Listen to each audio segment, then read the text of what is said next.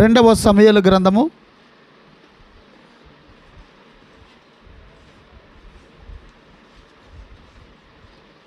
22వ అధ్యాయము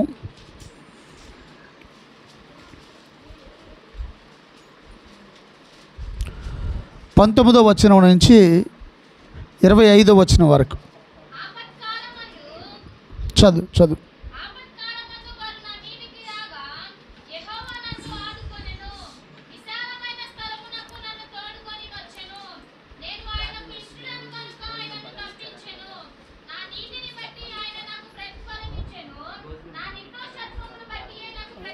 సాక్షి చెప్పాల్సిందా? చెప్దాం.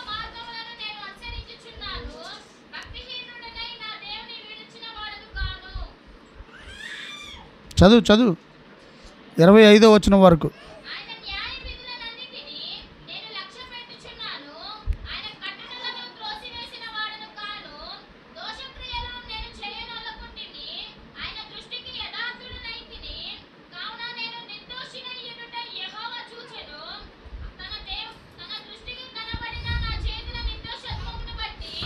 నాకు ప్రతిఫలం ఇచ్చును. ప్రార్థన. మహోన్నతుడును మహాగణుడైన మా తండ్రి, సర్వాధికారి సర్వశక్తిమంతుడానికి వందనాలు చెల్లిస్తూ ఉన్నాం. ఈ ఉదయకాలమున మరొకసారి క్రీస్తు రక్తమును చేతబట్టుకుని కృపా సింహాసనమును సమీపిస్తుండగా ప్రభువా, మా ప్రార్థన ఆలకించివాడా, దాటిపోనివాడా, నీకు వందనాలు చెల్లిస్తూ ఉన్నాం. ప్రభువా, సహాయం చేయండి. ఎంతవరకు ప్రార్థనలో, పాటల్లో, కీర్తనలో, ఆరాధనలో, సాక్ష్యాలలో మీరు తోడే నడిపించినందుకు వందనాలు చెల్లిస్తూ ఉన్నాం. వాక్యము కొరకు ఆశ కలిగిన తట్టు చూస్తూ ఉండగా, దేవా, నీవే సియోనులో నుంచి, అతి పరిశుద్ధమైన స్థలములో నుంచి మాతో మాట్లాడండి. నీ పక్షముగా నిలబడుతున్న దాసుడను ప్రభువా, నీ ఆత్మచేత అభిషేకించి, నీ సిలువ చాటును మరుగుపరిచి, నీ నోటు బోరగా వాడుకొనండి. వాక్యము ధారాళముగా రాకుండా ఆటంకపరచు. ప్రతి విధమైన చీకటంధకార దురాత్మ శక్తులను నజరేయుడైన యేసు నామమున బంధించి ఆజ్ఞాపిస్తూ, సమస్త ఘనత, మహిమ, ప్రభావాలు మీకు చెల్లిస్తూ యేసు నామమును అడిగి పొందుకున్నాం పరమ తండ్రి, ఆమేన్. హల్లెలూయా. మంచిది ప్రియ దేవుని బిడ్డలారా, ఇప్పుడు మనం చదివినటువంటి వాక్య భాగంలో భక్తుడైనటువంటి దావీదు రాస్తున్నటువంటి మాటలు, దావీదును గురించి సమూయేలు రాసినటువంటి మాటలు ఏంటి అంటే, ఆపత్కాలమందు వారు నా మీదకి రాగా యెహోవా నన్ను ఆదుకొనెను, విశాలమైన స్థలములకు నన్ను తోడుకొని వచ్చెను. నేను ఆయనకి ఇష్టడును గనుక ఆయన నన్ను తప్పించెను. నా నీతిని బట్టి నాకు ప్రతిఫలం ఇచ్చాను, నా నిర్దోషత్వమును బట్టి నాకు ప్రతిఫలం ఇచ్చాను. దావీదు అంటున్నాడు, నా నీతిని బట్టి, నా నిర్దోషత్వాన్ని బట్టి దేవుడు నాకు ప్రతిఫలం.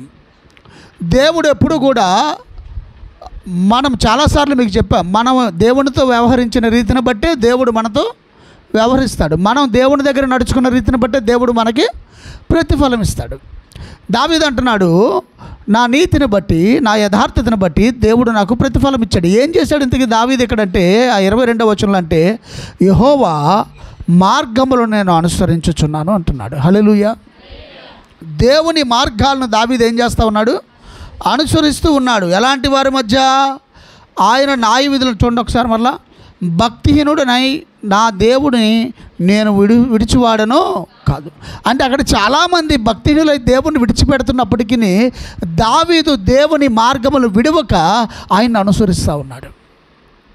మన కళ్ళ ముందు చాలామంది భక్తిహీనులు ఉంటారు. ఎవరాలు?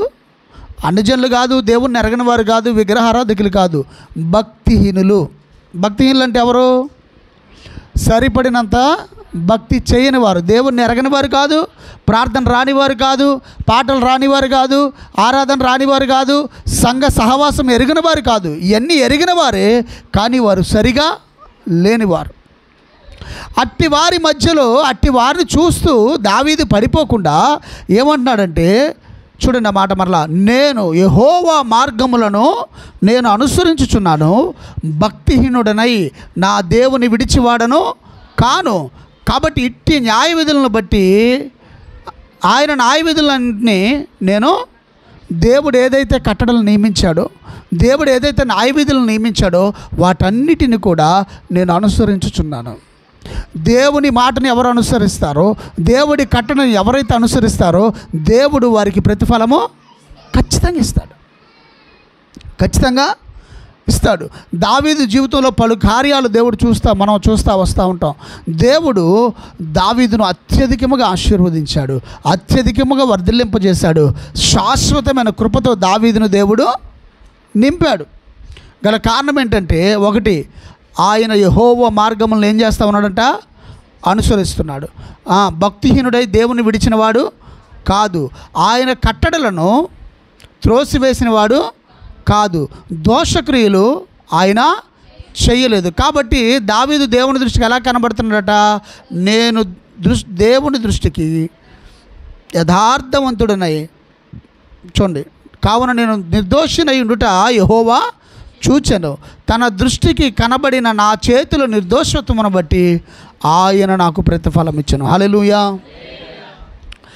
ఈ విషయాన్ని మనం గమనించినప్పుడు 2వ సమూయేలు గ్రంథంలో ఒక సిచ్యువేషన్ జరుగుతుంది. ఏంటి అంటే, ఇజ్రాయేలీల దగ్గర దావీదు రాజు అవ్వకముందు దేవుని మందసం ఉంటుంది. ఏముంటుంది? దేవుని మందసం. అప్పటికి ఏలీ ప్రవక్తగా ఉన్నాడు, ఏలీ కుమారులు కూడా మందిరంలో సేవ చేస్తూ ఉన్నారు. ఉన్నప్పుడు ఫిలిష్తీయులు ఇజ్రాయేల్ మీదకి యుద్ధానికి వస్తారు. యుద్ధానికి వచ్చినప్పుడు ఇజ్రాయేల్ చేసిన పని ఏంటో తెలిసినా, దేవుని మందసము, నిబంధన మందసము, వారు కలిగి ఉన్నటువంటి దేవుని మందసాన్ని పోగొట్టుకున్నారట. హల్లెలూయా చెప్పండి. ఏం చేశారు? ప్రత్యక్ష గుడారంలో ఉండవలసిన మందసాన్ని తీసుకొచ్చి దండుపాలెంలో పెట్టారు. ఎక్కడ పెట్టారు? ఎందుకని? దేవుని మందసం మన మధ్యలో ఉంటే మనకు జయం వస్తుందని ఆశించి, ఆయన కట్టలకు, ఆయన న్యాయ విధులను, ఆయన ధర్మశాస్త్రమును పాటించకుండా నిబంధన మందసాన్ని తీసుకొచ్చి నడి రోడ్డు మీద పెట్టారు. తద్వారా ఫిలిష్తీయులు ఏం చేశారు? ఈ మందసం ఉంటే వాళ్ళు గెలుస్తారని చెప్పి వారి దగ్గర నుంచి ఆ మందసాన్ని ఏం చేశారు? పట్టుకెళ్ళిపోయారు. చూడండి ఒకసారి, 1 సమూయేలు గ్రంథము 4వ అధ్యాయము 20వ వచనం, 21వ వచనం.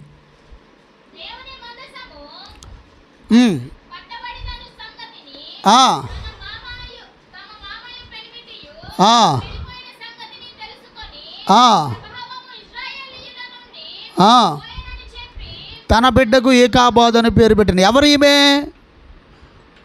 ప్రవక్త అయినటువంటి, యాజకుడు అయినటువంటి లేవి కోడలు.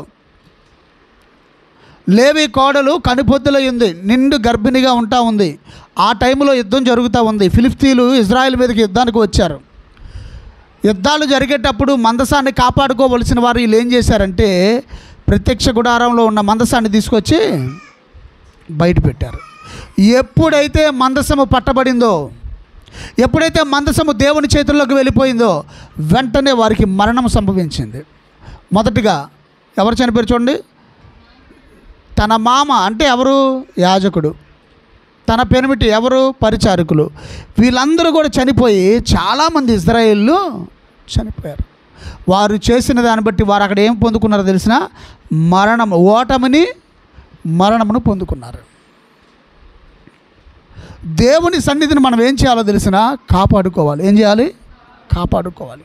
దేవుని వాక్యమును, దేవుని సన్నిధిని మన హృదయంలో నిక్షిప్తం చేసుకొని, ఆయన కట్టడలను, ఆయన ధర్మశాస్త్రమును అనుసరించినప్పుడు దేవుడు మనతో నడుస్తాడు. సరే, ఇదంతా జరిగింది. దావీదు రాజు అయ్యాడు.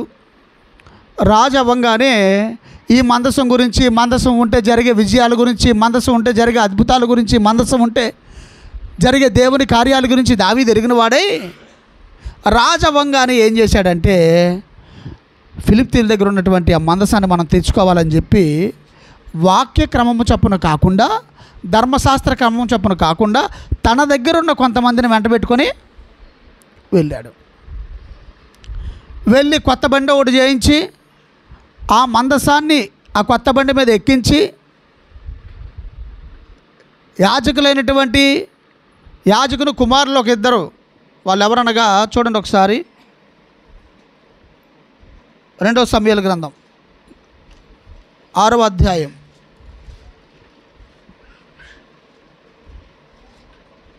6వ వచనం, 6 కాదు 3వ వచనం. దావీదును ఇజ్రాయేలందరూ సరళ వృక్షపు కర్రతో చేయబడిన నానా విధములైన సితార్లను, స్వరమండలములను, తంబూరులను, మృదంగములను, పెద్ద తాళమును వాయించుచు యెహోవా సన్నిధిని నాట్యమాడుచుండిరి.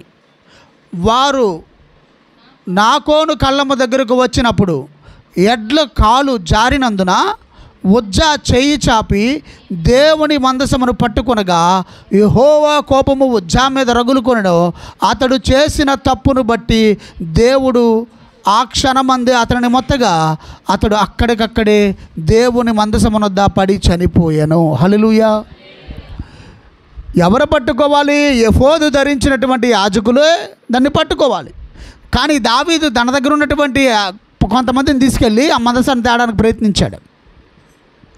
కానీ ఏమైందో తెలిసిన, అక్కడ మరణము సంభవించింది.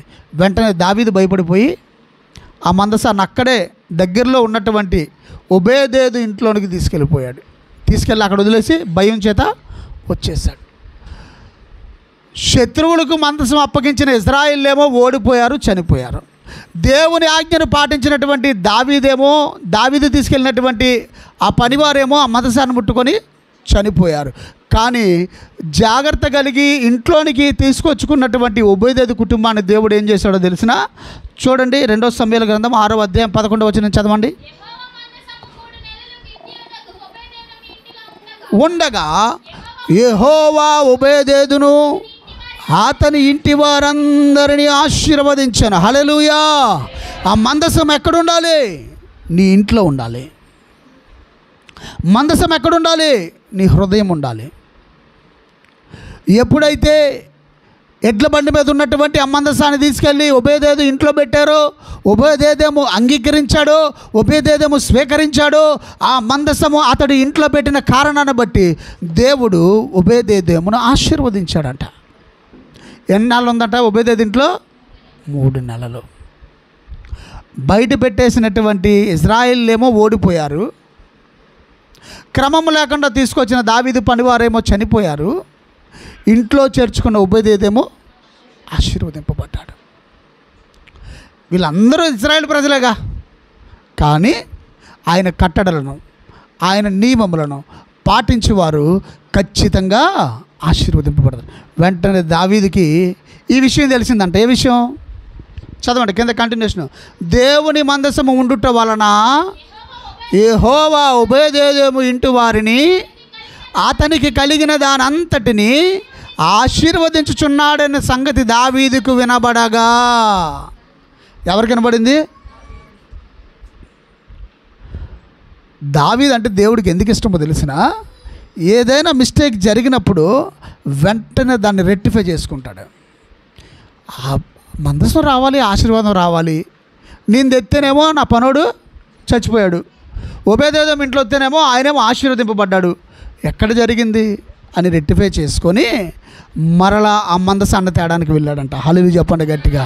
ఈసారి అలాగే వెళ్ళాడు తెలిసిన, ఎఫోదు ధరించుకొని వెళ్ళాడు. ఎఫోదు ఎవరు? యాజకులు ధరిస్తారు.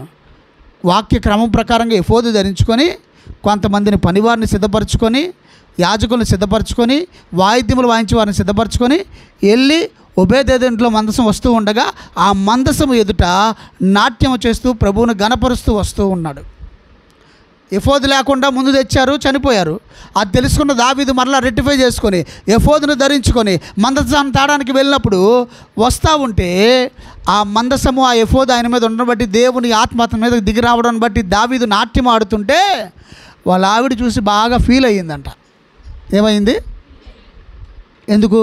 ప్రజలందరూ ఉన్నారు, పనికత్తెలు అందరూ ఉన్నారు. ఈయన ఆత్మచేత నింపబడిన వాడై ఈ రాజవస్త్రాలు అవి ఉంటాయి కదా పైన, అవన్నీ పడిపోయినా కూడా, జారిపోయినా కూడా పట్టించుకోకుండా నాట్యం ఆడుతూ ఉంటే అలా ఆవిడ చూసి ఫీల్ అయ్యింది.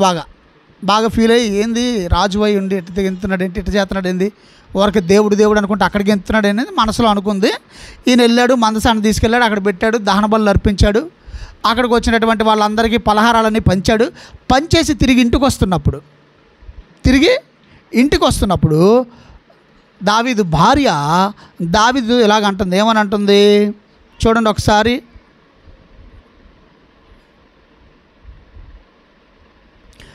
30వ వచనం చదవండి. 20వ వచనం. తన ఇంటి వారిని దీవించుటకు దావీదు తిరిగి రాగా సౌలు కుమార్తెయగు ఎవరి మీకాలు? దావీదు భార్య మీకాలు దావీదును ఎదుర్కొని బయలుదేరి వచ్చి హీన కత్తెలు గల పని కత్తెలు చూచుచుండగా వ్యర్థుడకుడు తన బట్టలను విప్పివేసినట్టుగా ఇజ్రాయెల్ రాజుకు నీవు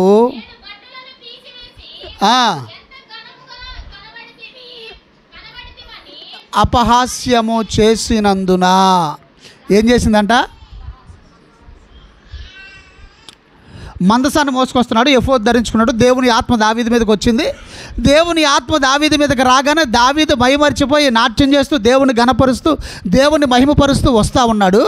వస్తూ ఉంటే అంట పనికత్తెలు అందరూ చూస్తున్నారంట. వాళ్ళు ఎవరంట? నీచులైన పనికత్తెలంట. ఎవరంటున్నారన్నమాట? దావీదు భార్య. వాళ్ళందరూ చూస్తుండగా నువ్వు రాజు అయినోడివి, నువ్వు అలా గెంతుతున్నావేంటి అని ఇంటికి రాగానే అడిగిందంట. అంటే అక్కడ ఎవరిని చులకన చేసింది? దావీదును కాదు, దేవుణ్ణి. వెంటనే దావీదు అంటాడు కదా, అక్కడ మాట చూడండి.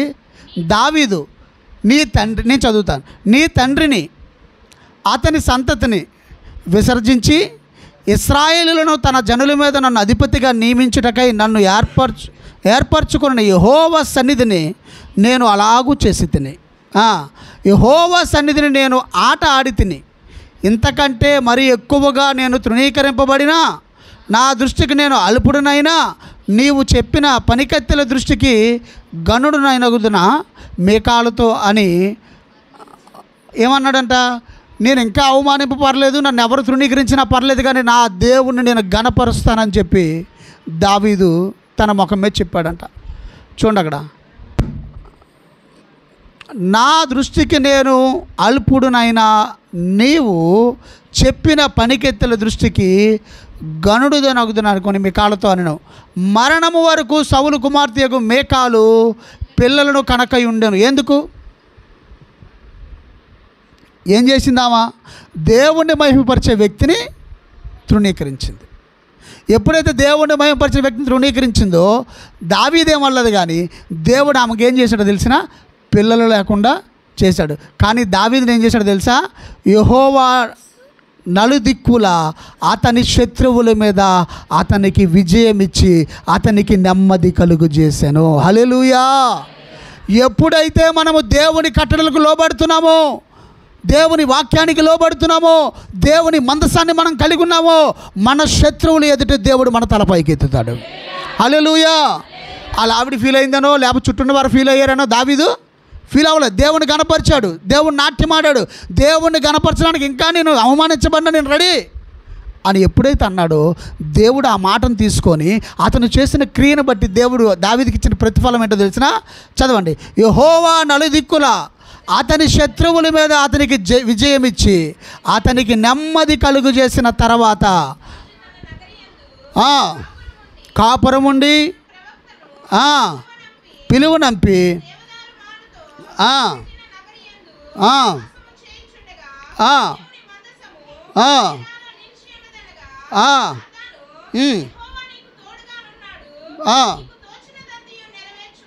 హల్లెలూయా.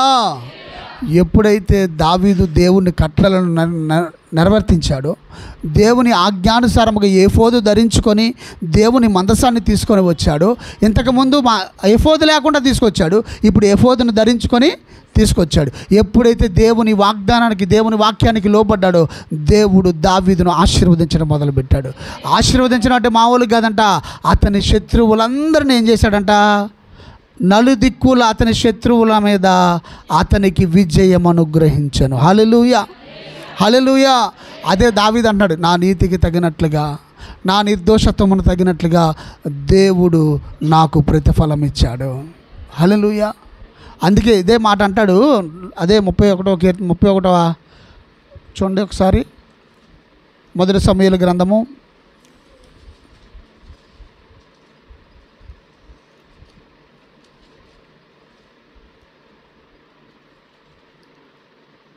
2వ సమూయేలు గ్రంథము 7వ అధ్యాయము 29వ వచనం చూడండి.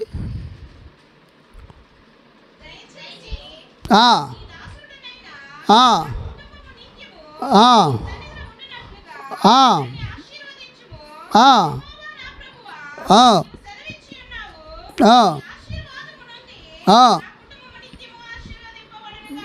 చూసారా,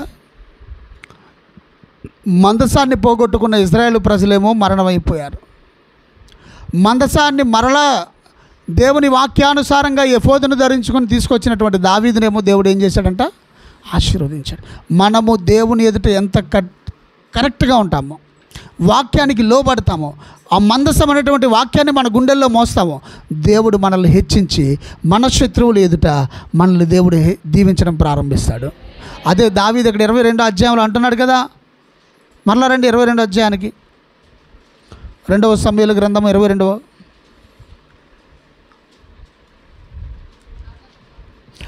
ఆపత్కాలమందు వారు నా మీదకి రాగా యెహోవా నన్ను ఆదుకొనెను. హల్లెలూయా.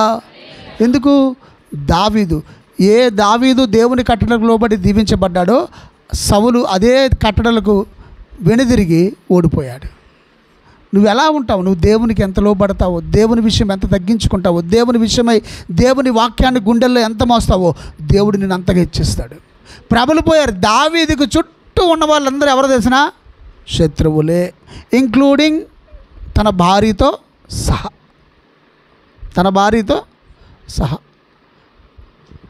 దావీదే కదా, దావీదుని బట్టి వదిలేవచ్చు కదా.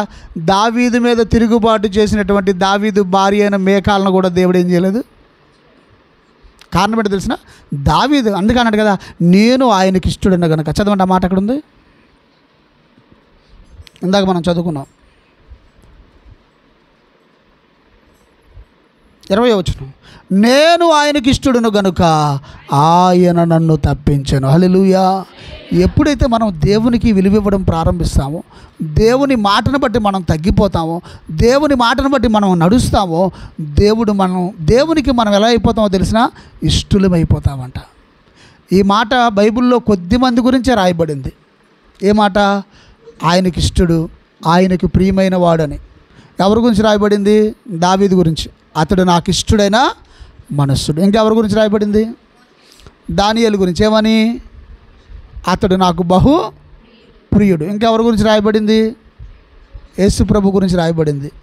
ఇతడు నా ప్రియకుమారుడు గనక ఇతను చెప్పింది మీరు చేయుడని శిష్యులతో మాట్లాడతాడు. మోషే నమ్మకస్తుడు, మోషే నా ఇల్లంటలో నమ్మకస్తుడు. కానీ దావీదు ఇష్టడంట. దేవుని మనసు తిరిగి చేసేవాడు, దేవుని హృదయ ఉద్దేశాలు ఎరిగి చేసేవాడు. అందుకనే దావీదుని గురించి దేవుడు ఏమంటున్నాడంటే, అతడు నాకు ఇష్టానుసారుడైన మనుష్యుడు. చదవండి, నేను అతన్ని కోరుకున్నాను అంటాడు. 1 సమూయేలు గ్రంథము 15వ అధ్యాయము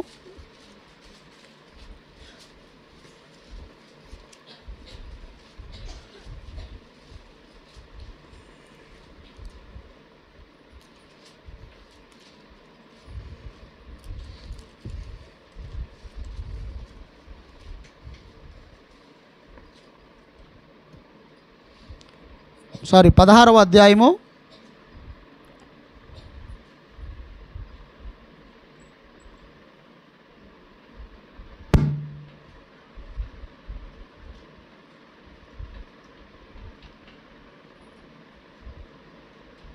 12వ వచనం చదవండి.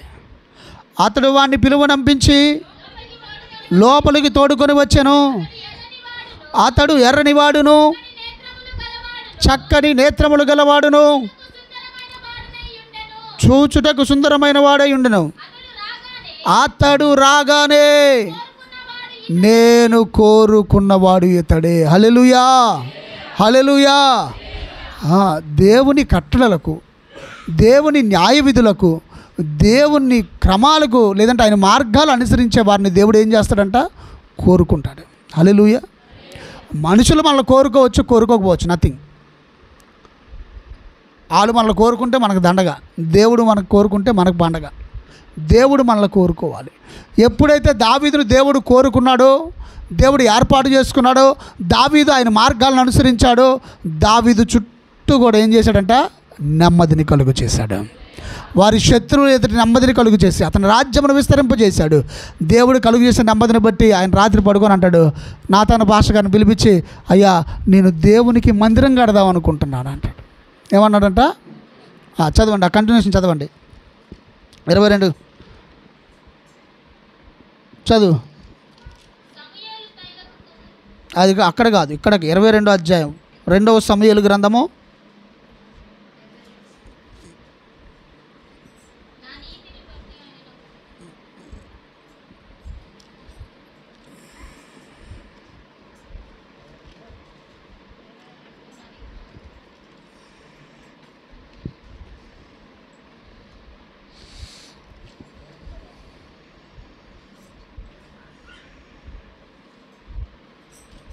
ఆ 26వ వచనం చదవండి, కంటిన్యూషన్.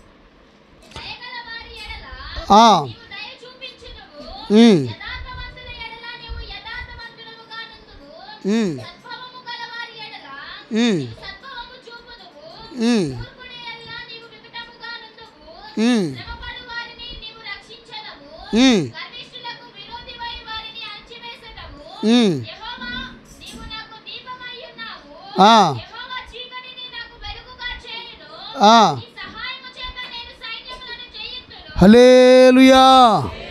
దావీదుకు కలిగిన ప్రతి జయము, దావీదుకి కలిగిన ప్రతి ఆశీర్వాదము, దావీదు పొందిన ప్రతి నెమ్మది దేవుని వల్ల మాత్రమే కలిగింది. దావీదు ఒంటరి వాడంట. ఎవరంట? నిజంగా ఒంటరివాడేనా? దావీదు కుటుంబం లేదా? ఎంతమంది ఉంది? ఎంత ఉంది కుటుంబం? అన్నలు ఎంతమంది? 7. డాడీ ఉన్నాడు. 7కి పెళ్ళి అయ్యి ఉంటే 7 అన్నలు, 7 వదినలు, వాళ్ళకి పిల్లలు ఉంటే ఎంత పెద్ద కుటుంబం ఉంది. కానీ అంతమంది ఉన్నా కూడా దావీదు ఒంటరివాడే. కొన్నిసార్లు చాలామంది ఉంటారు కానీ మనం ఒంటరివాడు. కానీ దావీదు మాత్రం ఒంటరివాడు కాదు. ఎందుకంటే దావీదుకు దేవుడు తోడుగా ఉన్నాడు. హల్లెలూయా. అందుకే దావీదు ఆయన మార్గాలు అనుసరిస్తూ ఉండగా దేవుడు ఆయనకి నెమ్మదిని కలుగు చేయగా దావీదు అంటాడు చూడు, నాతాను ప్రవక్తతో 3వ వచనం 7:3 22వ సమూయేలు గ్రంథము 7వ అధ్యాయం 3వ వచనం నుంచి. నాతాను యెహోవా నీకు తోడుగా ఉన్నాడు, నీకు తోచినదంతయు నెరవేర్చుమనెను. ఆ రాత్రి యెహోవా వాక్కు నాతానుకు ప్రత్యక్షమై సెలవిచ్చాను. హల్లెలూయా.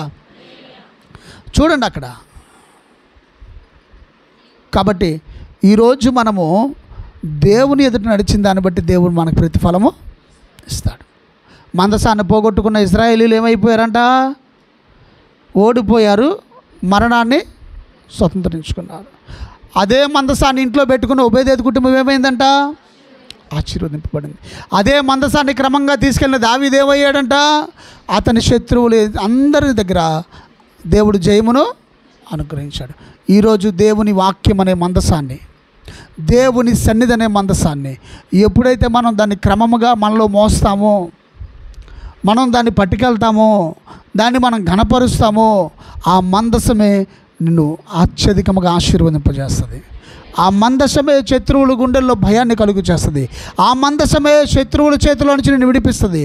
ఆ మందసమే శత్రువుల మీద నీకు జయము అనుగ్రహిస్తుంది. అయితే ఈరోజు ఆ మందసాన్ని మనం కలిగి ఉన్నామా?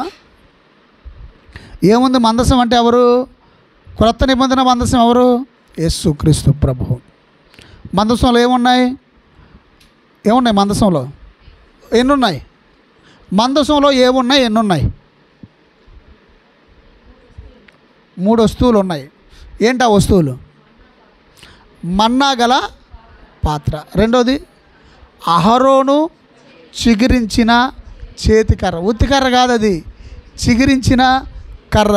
3 యెహోవా నిబంధనల మందసము. ఈ 3 కలిపి ఎవరు? ప్రభు అయిన యేసుక్రీస్తు వారు. ఆయన వాక్యము, ఆయన కట్టడలు, ఆయన నిబంధనలు నీవు లోన కలిగి ఉంటే దేవుడు నీ శత్రువుల మీద నీకు విజయము అనుగ్రహిస్తాడు. మోకరించండి, ప్రార్థన చేద్దాం. మోకరిద్దాం.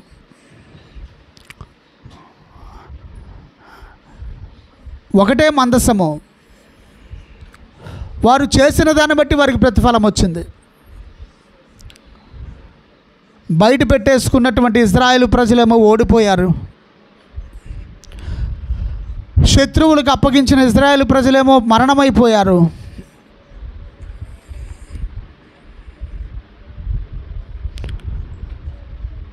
ఇంటిలో చేర్చుకున్న ఒబేదేదు కుటుంబం ఏమో ఆశీర్వదింపబడిపోయింది. వాక్యానుసారముగా మందసాన్ని తీసుకెళ్ళినటువంటి దావీదు శత్రువుల మీద జయము పొందాడు. ఈరోజు నువ్వు దేవుని వాక్యాన్ని,